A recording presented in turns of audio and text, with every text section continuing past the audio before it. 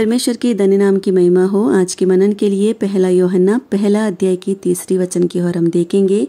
तीसरे वचन में हम पढ़ते हैं कि जो कुछ हमने देखा और सुना है उसका समाचार तुम्हें भी देते हैं, इसलिए कि तुम भी हमारे साथ सहभागी हो।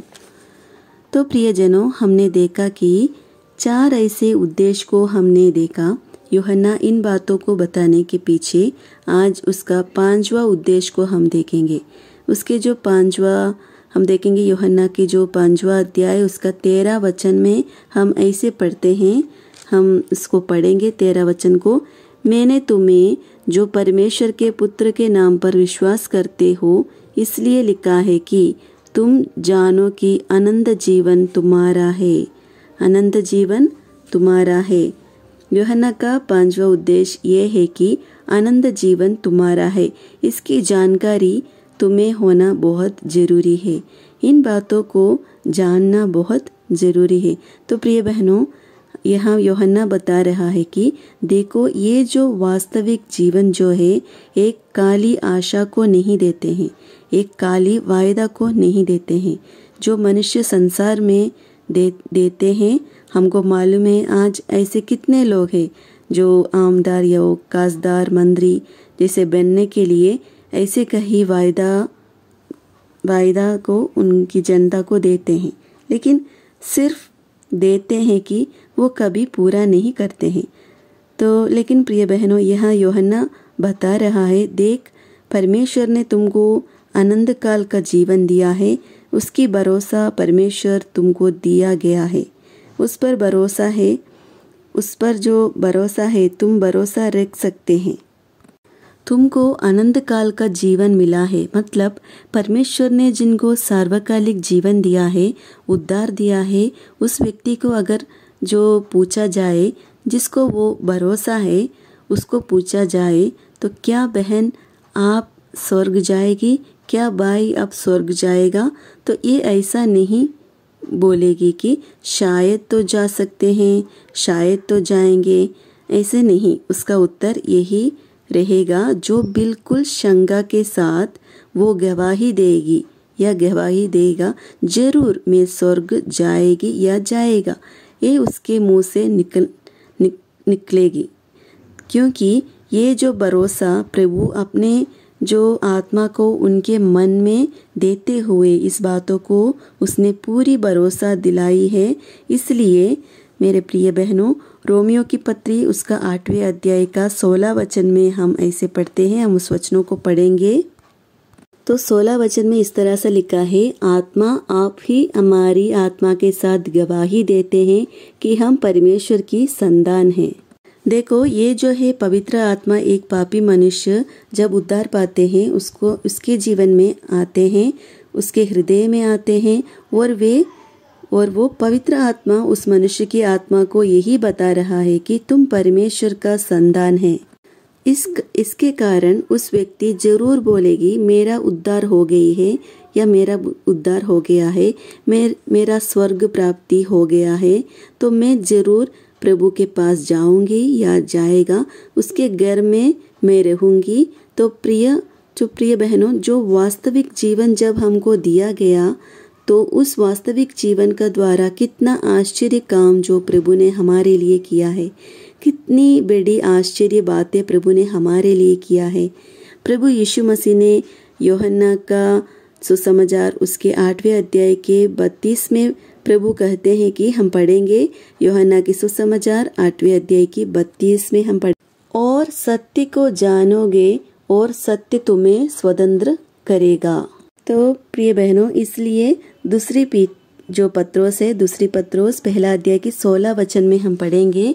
दूसरी पत्रोस पहला अध्याय की 16 वचन यहाँ पर इस तरह से लिखा है, क्योंकि जब हमने तुम्हें अपने प्रभु यीशु मसीह के सामर्थ का और आगमन का समाचार दिया था तो वह चतुराई से गढ़ी हुई कहानियों का अनुकरण नहीं था, वरन हमने आप ही उसका प्रताप को देखा था।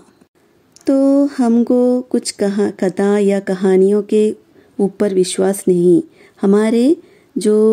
हमारा जो विश्वास प्रभु यीशु मसीह पर है, जिसने हमको वास्तविक जीवन दिया है, जब हम इस उद्धार को समझेगा, उस व्यक्ति उसी दिन से लेकर प्रभु की वचन पढ़ने में, प्रार्थना करने में, और केवल उतना नहीं बल्कि उस पवित्र आत्मा को उनके मन में या उनके हृदय में, इवन उसकी इच्छा शक्ति में जो काम करने के लिए उनको अनुमति देता है। और जब पवित्र आत्मा इस विश्वासी की जीवन में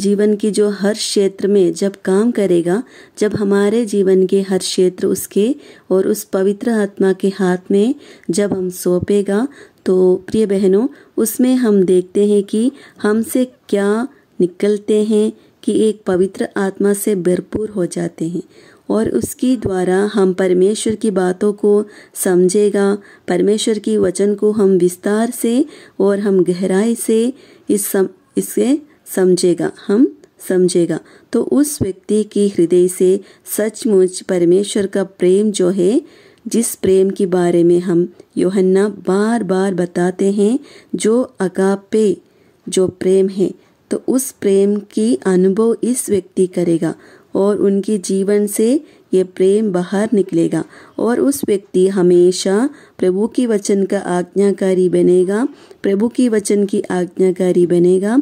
इसलिए यूहन्ना अपनी पत्री में ये बात को, इन विषयों के ऊपर ज़्यादा फोकस करते हैं कि वो सच्चा और झूठा और प्रेम और नफरत और अंधकार और प्रकाश आज्ञाकारी बनते और परमेश्वर के नियम को तोड़ने तो इन बातों के ऊपर बार बार लिखते हैं या बताते हैं कि उन बातों को एक पवित्र आत्मा की अगुवाई से चलने वाला एक विश्वासी, जो पवित्र आत्मा से भरपूर होने वाला एक विश्वासी, इन सत्यों को जो ठीक से समझे और गहराई से समझे और अपने आप को संभाले और इस पाप से भरे हुए, धोखा देने वाले लोगों से भरे हुए इस संसार में अपने आप को संभाल कर वो आगे बढ़ पाए।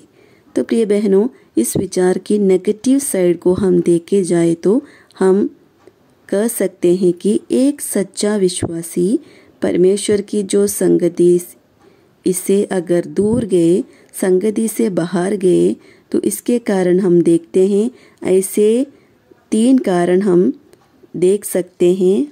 पहला कारण ये है कि वो परमेश्वर की इच्छा को, परमेश्वर की वचन की आज्ञाकारी वो नहीं बना, इसलिए वो परमेश्वर को, जो परमेश्वर की संगति से दूर गया।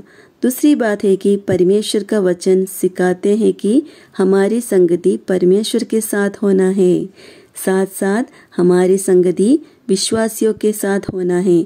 अगर ये विश्वासी अगर दूसरे अपने विश्वास में जो भाई बहनें हैं उसके साथ अगर संगति रखना नहीं चाहते हैं, तो उस व्यक्ति दुनिया के साथ संगति रखेगा और उसके कारण परमेश्वर के साथ उनका सच्चा संगति है, उसे वो दूर जाने का संभावना है।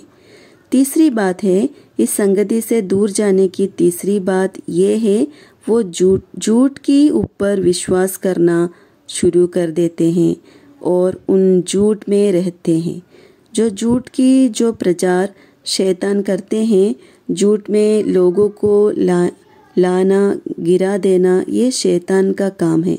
परमेश्वर की संगति से दूर जाए तो जरूर उस व्यक्ति झूठ में गिरेगा और वो परमेश्वर की संगति से हमेशा के लिए दूर जाएगा। तो प्रिय बहनों, इसलिए यहाँ यूहन्ना बता रहा है, तुम्हारे जो उद्धार है उसको समझना बहुत जरूरी है।